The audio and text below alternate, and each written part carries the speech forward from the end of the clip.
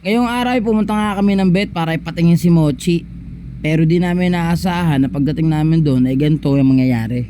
1 PM nag-decide kami na dalhin na namin sa vet si Mochi dahil ilang araw na siya nagtatae at sumusuka nang wala namang lumalabas sa kanya. Puro tubig lang. At sobrang takot namin, hindi na kami nagdalawang isip na dalhin namin siya sa vet kahit linggo. So naghanap kami kung saan may bukas dito sa Mandaluyong na vet. At meron nga kaming chinat dito sa Mandaluyong na open daw sila kahit Sunday. Walang iba kung dito sa Manda Vets, dito lang sa bandang Kalentong.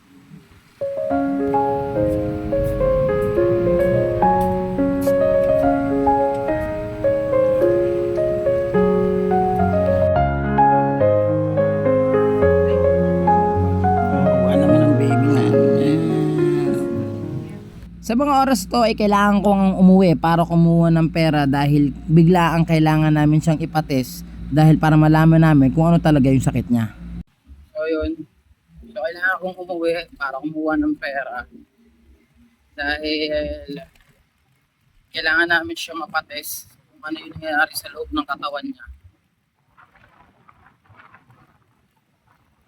Although yung kapatid niya nagkaroon din ng ganyan before kasi bisa naming aso